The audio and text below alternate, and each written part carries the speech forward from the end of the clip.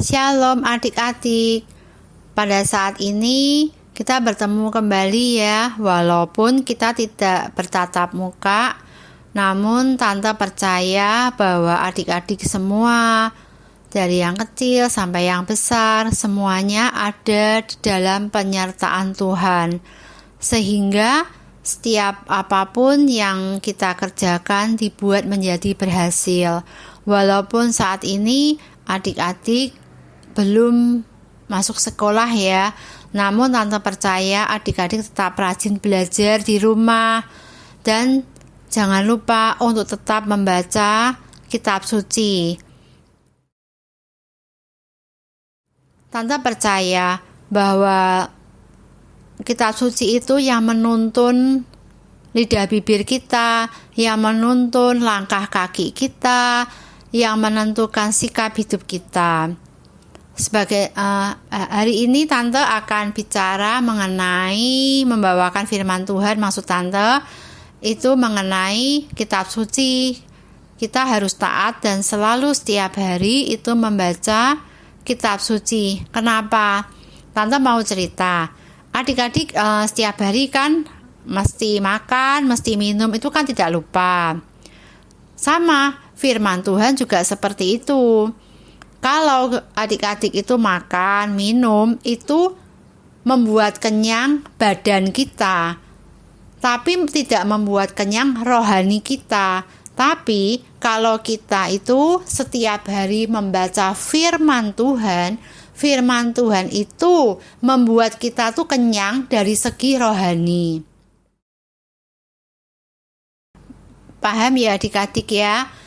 Nah, sekarang itu pun juga ada tertulis di dalam firman Tuhan dalam Mazmur 119 ayat 105. Firman-Mu adalah pelita bagi kakiku dan terang bagi jalanku.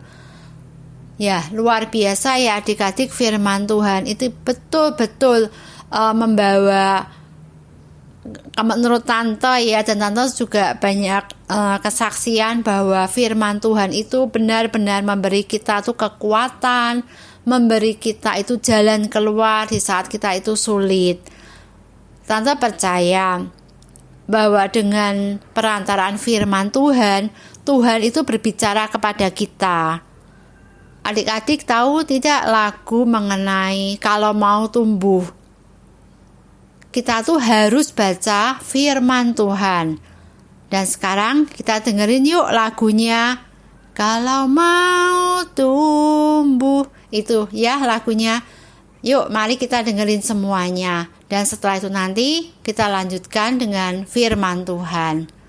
Terima kasih.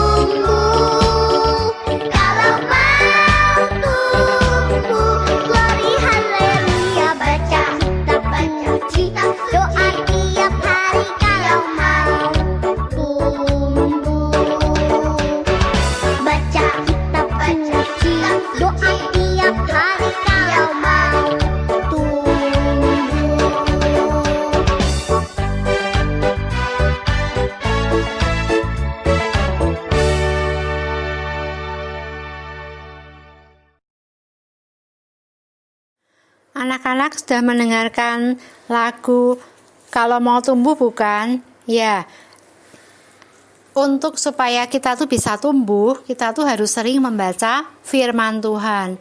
Di dalam kitab suci atau firman Tuhan, itu dibagi menjadi 2 bagian. Ada perjanjian lama dan ada yang namanya perjanjian baru. Perjanjian lama itu seperti yang kita sudah ketahui semua ya, kalian mesti sering dengar deh mengenai Nabi Yunus. Nabi Yunus itu nabi yang pernah masuk ke perut ikan, karena waktu itu Tuhan menyuruh supaya Nabi Yunus itu pergi ke Niniwe. Cuman Nabi Yunus tidak mau.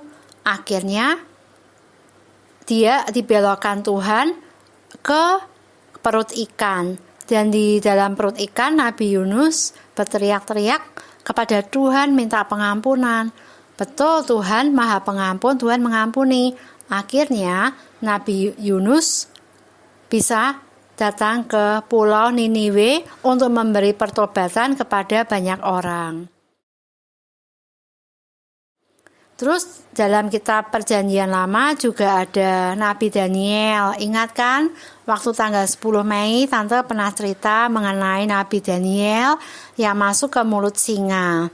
Dan akhirnya karena Daniel itu seorang nabi yang benar-benar taat sama Tuhan, maka Tuhan mengirim malaikatnya untuk menyelamatkan Daniel. Ada juga Nabi Musa. Kalian pasti sering dengar dong Nabi Musa. Nabi Musa itu nabi yang membelah laut Teberu, di mana waktu itu umat Israel keluar dari negeri Mesir menuju ke Kanaan lewat laut. Kalau tidak ada campur tangan Tuhan, hal itu tidak akan mungkin dilakukan. Tapi Tuhan memberikan pertolongan melalui Nabi Musa, sehingga laut Teberu dibelah oleh Nabi Musa menjadi daratan. Juga ada beberapa nabi lain, Nabi Yesaya, Nabi Yosua. Nabi Yosua itu nabi yang ahli dalam peperangan. Gitu ya anak-anak ya. Nah, terus ini Tante juga mau cerita yang ada di dalam Perjanjian Baru. Yesus lahir di dalam Perjanjian Baru. Di dalam Perjanjian Baru itu mengenai kelahiran Yesus sampai dengan hari di mana Yesus diangkat naik ke surga. Dalam Perjanjian Baru juga diceritakan bahwa Tuhan Yesus mempunyai 12 orang murid. Siapa yang hafal di sini? Siapakah murid-muridnya? Ini Tante ada slide-nya. Jadi anak-anak semua bisa lihat di dalam slide yang ada di dalam monitor ini. Itu ya anak-anak ya. Terus juga di dalam Perjanjian Baru Tuhan Yesus juga membuat banyak mukjizat. Di antaranya orang buta bisa melihat, orang bisu bisa bicara, dan masih banyak lagi mukjizat-mukjizat yang Tuhan Yesus perbuat. Jadi, kalau kalian itu rajin membaca firman, maka kalian akan mengerti apa maksud Tuhan yang sesungguhnya yang ditaruh kalian dalam hidup kalian masing-masing. Terima kasih. Tante berharap kalian semua tetap melanjutkan untuk membaca firman Tuhan. Apakah itu pagi sebelum berangkat sekolah, apakah itu malam sebelum tidur malam. Gitu ya anak-anak ya. Terima kasih. Dan sebelum ditutup mengenai firman Tuhan, marilah kita berdoa terlebih dahulu. Terima kasih Tuhan Yesus, firman-Mu sudah disampaikan. Kami percaya Tuhan Yesus, Engkau yang ada di tengah-tengah anak-anak semua Tuhan, supaya mereka punya roh takut akan Tuhan dan selalu taat untuk membaca akan kebenaran firman-Mu. Karena firman-Mu yang memerdekakan kehidupan mereka dan dimanapun mereka berada, tangan Tuhan selalu menyertai.